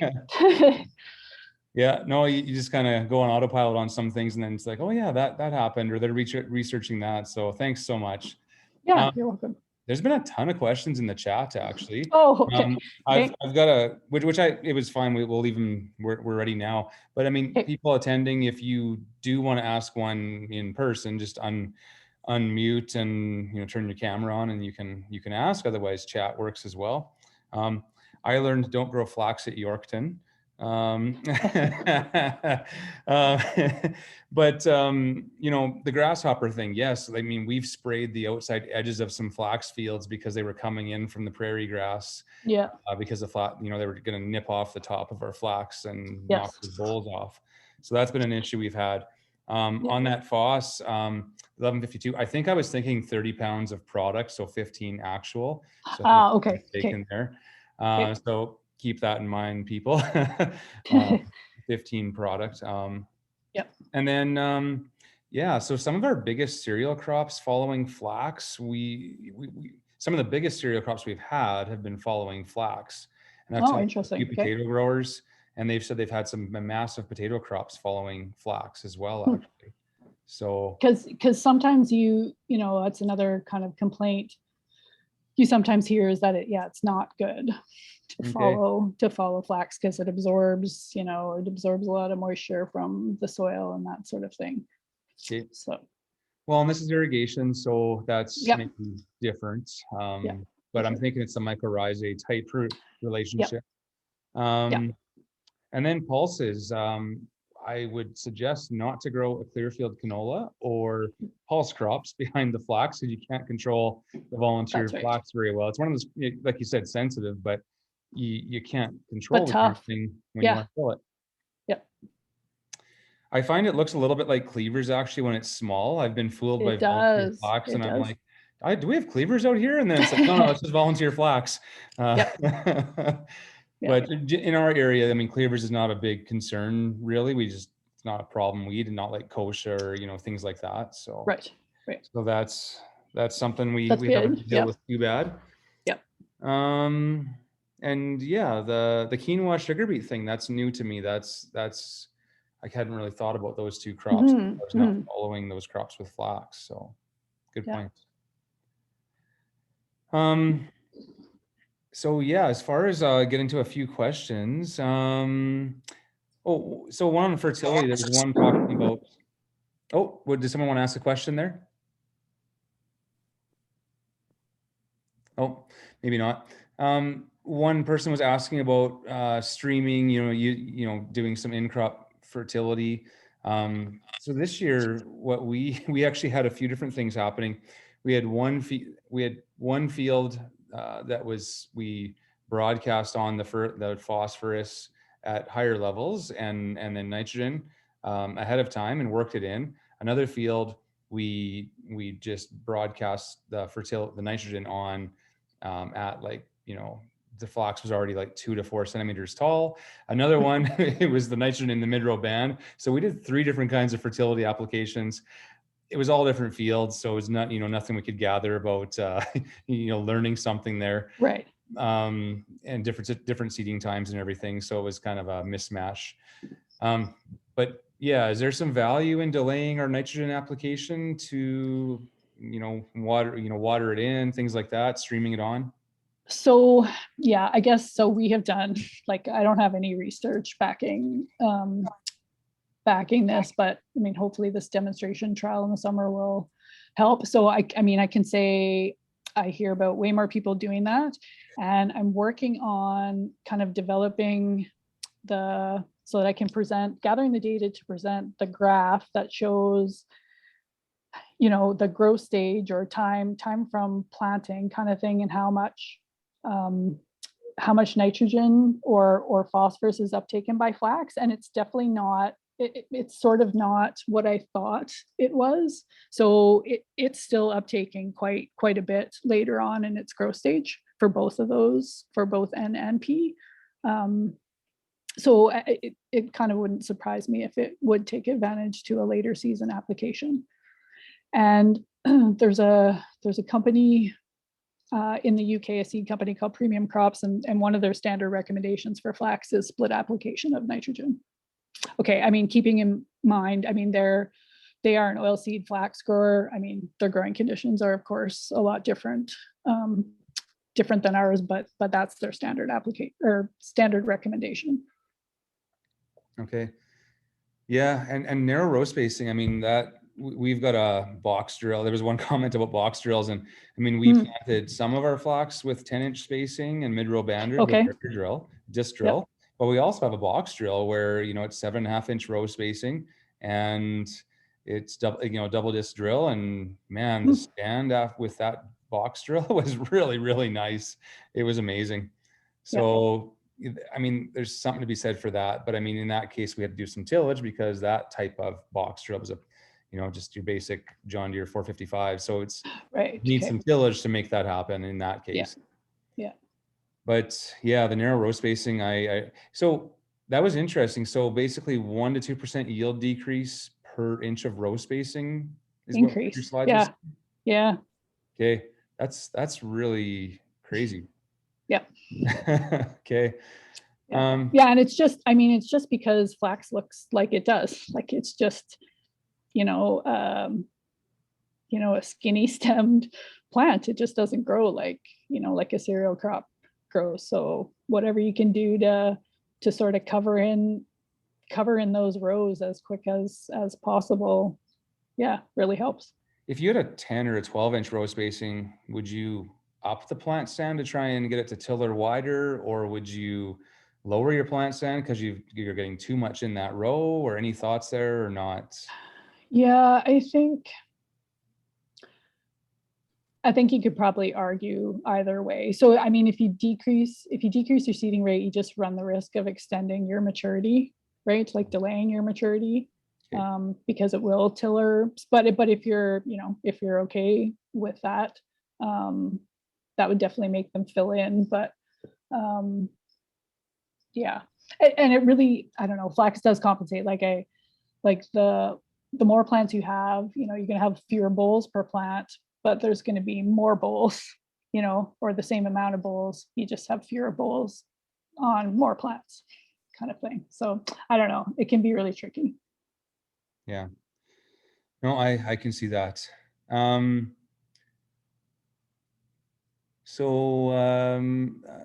The comment was diquat's better alternative than so I think we saw that in your charts because this question was from earlier. I think diquats are generally better than glyphosate. Yep. Yeah. Yeah, but it's tough because it doesn't offer the weed control, the late season weed control that glyphosate does. So it's a bit of a trade-off. A bit anecdotal, but I kind of had the impression or the feeling from customers that are using glyphosate. I mean, we're just using diquat, of course, because it's seed production. Yes. It seemed like the diquat made the stems a little crispier, faster, which I think you I think that's what we're seeing too. Yep. Yeah. And then one comment from Matt here: most farmers hesitate on flax with the residue issues. Tips on helping manage this hurdle, please. You talked a little bit about it. Yeah. And people, everybody has sort of seemed to figure out something different that works for themselves. So, um, you can try combining at a 45-degree angle so that seeding into it, like you're just going at a different angle when you're seeding into it the next year. That works for some people. And I think even the type of opener sometimes, like if you have less residue, more, and I'm gonna forget, I don't want to say because I'm gonna name the wrong one, but there are some slight differences there as well. But it just doesn't, it's very hard to give standard recommendations is what we're finding on that. And I think if you're in a dry zone or a dry year, it's going to be a lot more manageable. Whereas if you're on Yes, irrigation or a wet absolutely. zone, you're going to have, that's more challenges. I mean, we Yeah, tried, it was years ago. Uh, we chopped the straw and spread it, and it comes out the back of the combine, those little tufts. And then we tried to seed into it with a C-shank yeah, type air drill. The problem was it would seed into it, but you'd have the tuft of flax kind of laid back over your seed row, and then you yeah. wouldn't have the seeds coming through there. So it wasn't ideal.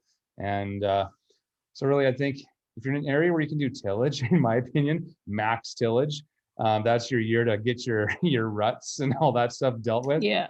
Bury the stuff, but even then it doesn't go away because it No, it takes, that, yeah, it takes right? a long time to degrade. Yeah.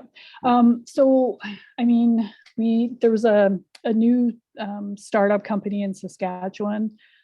So I mean, the other option is to pull the straw off the field, right? So there's a new company there. They're buying straw. They're going to be buying in the spring, and it's going into like the fuel market, like a biofuel market. So they're going to pelletize it. Okay. And so if we could get some more of those types of options, that would really help as well. Just another alternative. So for say, yeah, that year that you're not going to be able to chop it well or deal with it.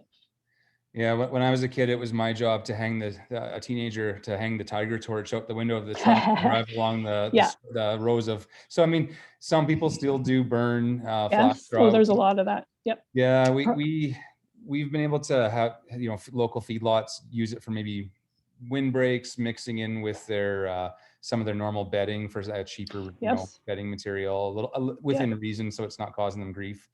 So we've Some been people feed it. yeah, we've been I've managing to heard kind of. of either sell it for a little bit or at least get rid of it. Yeah. It's yeah, that's an option. Stripper headers. I mean, if you can use a stripper header, we've managed to use a disc drill to seed into stripped flax straw Yes. Yeah. amazingly well. Yeah. Yeah. Yeah. I think if you can figure out how to do that, that is probably the ideal situation. It just seems, again, like I mean, SaskFlax did like, I think there were a couple of studies that were done, and it just wasn't a cut and dry conclusion as to whether that was a viable option for most people. One comment here was they had heard spraying 2800 with a flat fan after will help break it down onto the straw. Oh, Haven't heard I've read, so yeah, I've read a little bit about that, and I've definitely looked into some of those, stubble digester products. They use them in the States. We don't really have so many of them up here. I don't know. It's like you hear both sides of it. They work well. They don't work well at all. But I have heard of that option. Well, and I don't find it's the straw that's standing that's the big issue. It's the tufts that came out of the combine. You got those little tufts that are still standing. They're sitting on the surface. That's the Yeah. issue. Yeah. Yeah. But one thing I would say is, you talked about harvesting on a dry, so for us, if it's high humidity and there's no sun out, it's probably not worth trying to harvest. But I mean, Exactly. Don't even bother. Yeah. Yeah. So I mean, if you can pick a not humid, a windy day, that kind of thing, then your straw is not going to be as big of an issue. But I know you don't always have those options in No, some locations. especially when it's getting later. Yeah. Later in the season. Yeah. Yeah. So Yeah. it's a struggle for some regions for that, for sure. Yeah. Um, Yeah, so that kind of covers that, I suppose. Any difference in seeding rate, irrigation versus dry land, Southwest Saskatchewan? I think you kind of covered that in your slide actually already. There would be. You would seed way heavier on irrigation than you would like dry land. I would expect those would be the guys seeding at, the 30, the lower and down south, like down south dry land would be the low end of the range. And then you guys with high yield potential in your area with irrigation, you'd be at the high end. And then you've got everybody else in between. Yeah, yeah. And I think the rates I kind of was talking about earlier, I kind of had a higher starting rate, but less mortality. So I think you and I ended up at the same Right. kind of Yeah. target rates in the end. And I would guess, I mean, you're a seed grower, so yeah, I would expect that your mortality rate would be lower than somebody else just using their farm saved seed for sure.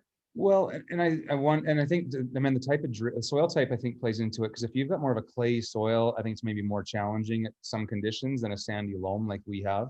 True. Yep, that's right. And then, if you've got a C-shank drill, your depth on each opener can be a little more challenging to set versus someone who's got maybe a paralink or a disc drill or, stuff like that. Your emergence might be a little bit better on something that's got independent row. Yep, you're right. So I think that plays into it a bit as well. Yeah, so someone asked, what do you expect to see for mortality rates with flax? This might have been before you placed your slide, but you were talking as much as 40% mortality. Well, 50 to 60 is sort of what they say to start with. Yeah, which seems shocking, but yes. Yeah. But again, probably, like you said, depends on soil type, depends on the year. Yeah.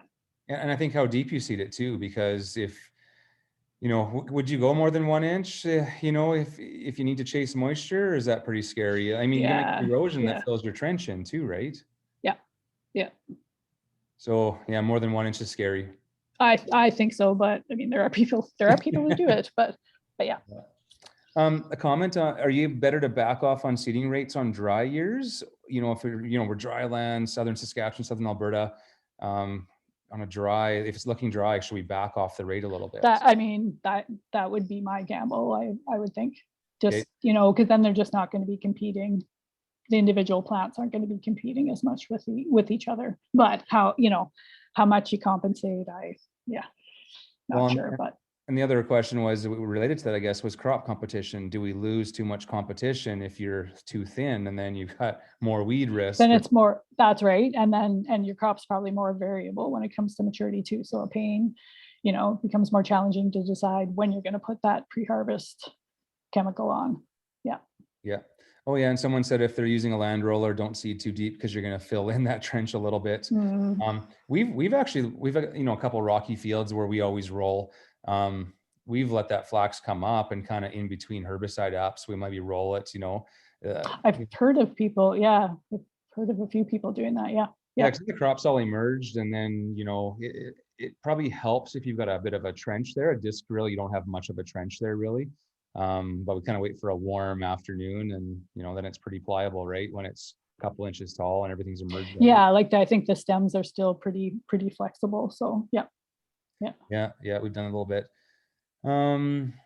Seeding rate under irrigation in plants per square foot. That was a question. It might've been before you placed your slide there. You said like 300, so 300 to 400 plants per meter squared, which is approximately 30 to 40 per square foot. That's, I'm not, I guess, so I'm going to assume that was probably under dry land conditions when that work was done. So, maybe it would be a bit higher under irrigation. Well, and then the mortality, it's just I find a lot of farmers use very different mortality estimations on what they think will end up surviving. That's right. It's all over the map, I find. Yeah, and that's exactly why I just recommend go out and do some counts and see where you ended up at. Yes, very important, very important. Cadmium levels. Is there anything you can do for this person who's got typically high cadmium levels? We have a few Saskatchewan farmers joining us here tonight. So. Oh, okay. So yeah. So to my knowledge, no, we are. So, we're working on it from a variety development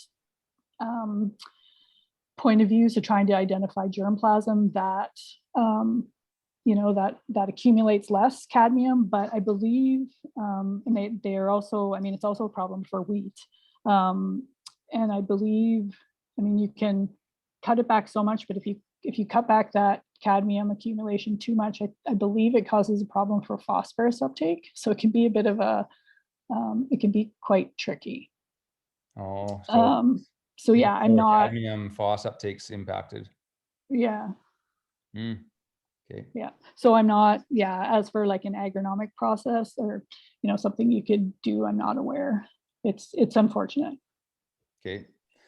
One comment was in herbicides that are harsh on the flax, would foliar nutrition products with that herbicide help soften the blow? Well, I'm sure those companies say it would. So I can't, we just haven't done any work on those. So I just can't comment. In theory, perhaps. But yeah, I can't say for sure. Okay. Yeah. Is the flax more sensitive to herbicides at certain staging? They find early and later seem to be most problematic. Waiting until flax is at least 2 inches tall seems to help. Yeah, I would agree. Yeah. Is 2 inches, that's kind of the front end of the window for most herbicides, I think. Hey, like that's Yeah. the earliest Yeah. you want to go. Yeah. Yeah, exactly.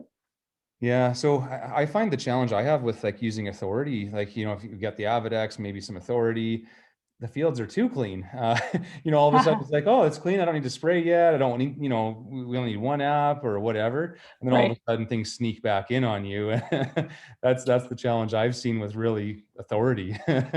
Yeah.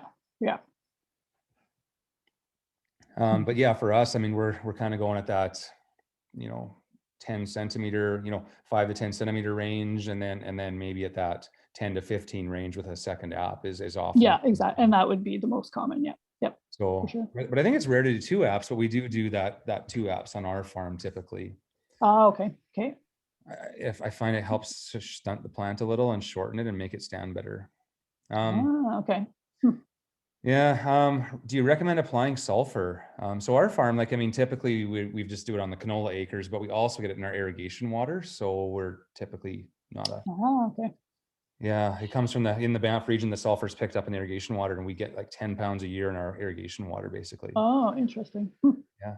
But we do it on our So canola. yeah, again, it's kind of it's really your farm, like it's just farm dependent or area region dependent. I mean, I would say just looking at the research that has been done, I mean, again, is probably, it would be less of a response than phosphorus for sure, like way less.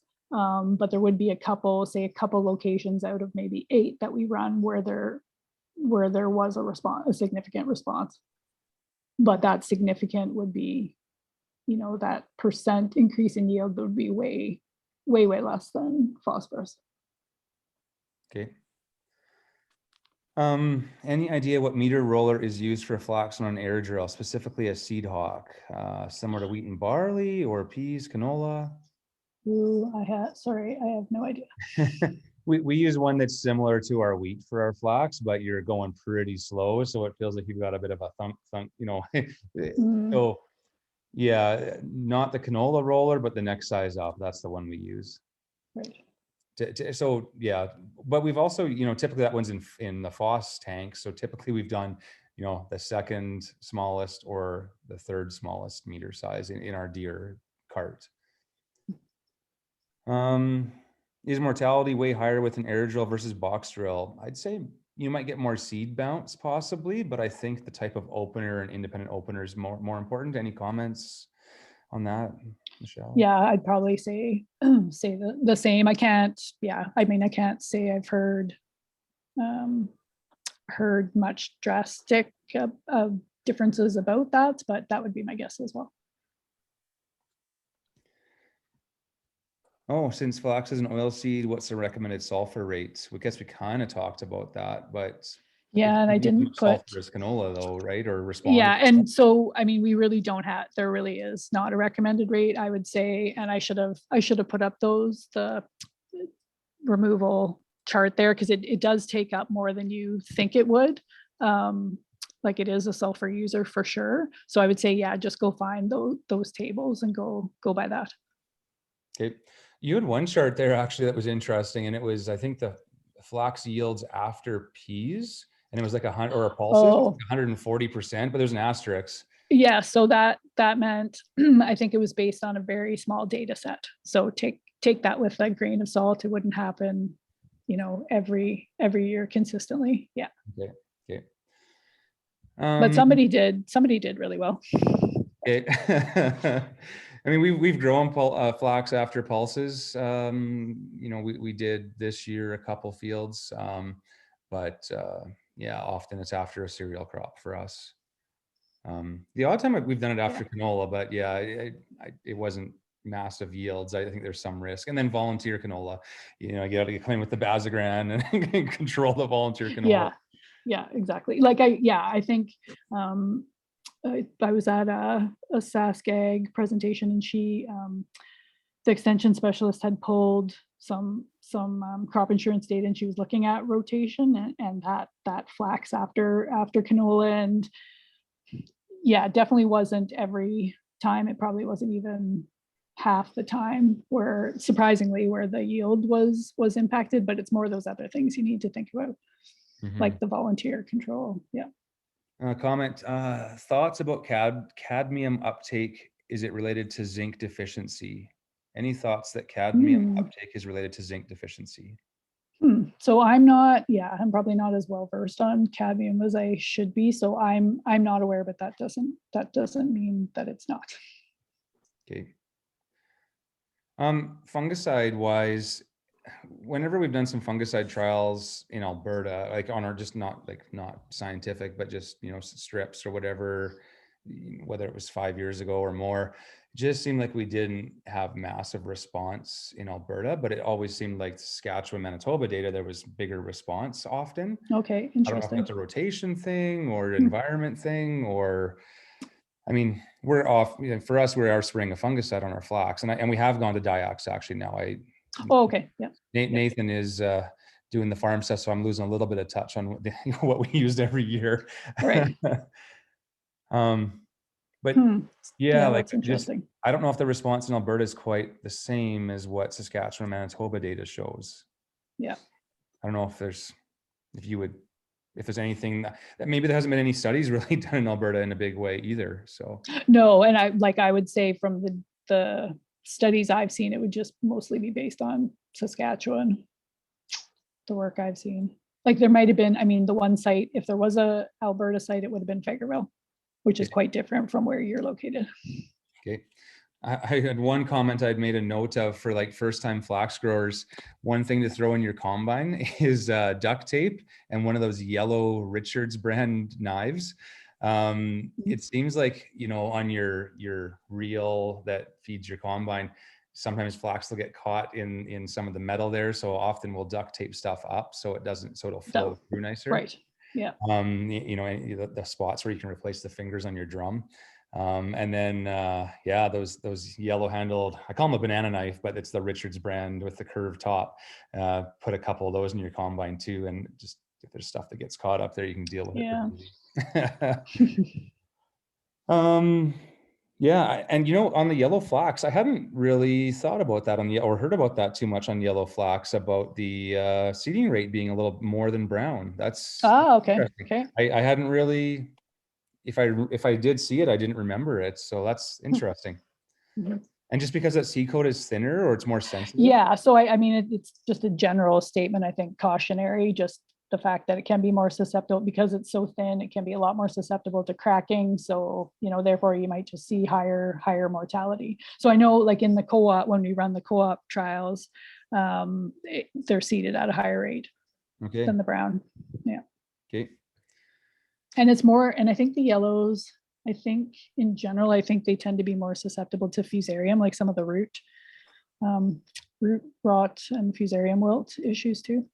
Okay. Yeah. I think that's all the questions I had written down. Oh, got another one here. Oh yeah, she's gonna go buy a bunch of banana knives. Yeah, that's yeah, some machines it seems like wrapping like the MacDon headers have been pretty good. We had the headers that were the on the ones we have now, the knives or the header, the fingers flip over, whereas on some of them they stay down the whole time as it goes around like this. Those ones were a problem with Mm, wrapping, because once it starts wrapping, it just becomes a nightmare. Whereas the ones where they've got the flip right. over kits, it flips the flax over and then it'll feed it back in. So those types of headers are definitely a lot nicer. Yeah. Yeah. Well, I think that's pretty much all the questions I had. Unless anyone's got anything else or any last comments, Michelle, but No, I don't think so. This was great. Thanks for inviting me to speak. This was kind of, I have a couple other talks booked now the next month or so. So it'd be good to get the word out on flax again. And yeah, the price is just crazy. So we're definitely expecting the acreage to be up this year, but yeah, it's always interesting to see what actually happens, because often if it's looking like it's going to be a really dry spring, you often see the acreage back off a bit from what we expected, because people just choose other things instead, or if the price is something else change. Yeah, it's kind of interesting. well, yeah. So in some zones where you might not want to grow canola, the flax will be a pretty, the acres could be up there, but man, Yes. Yeah. On a year like this, when we see all, barleys and Durhams are decent, and canola's hot, Hmm. these are good. When everything else is up, it's like, well, what do you drop from your rotation, right? I mean, everything's pretty decent. So Yeah. Yeah. we may not see the explosion of flax acres like I was No. thinking No. it might have been. Yeah.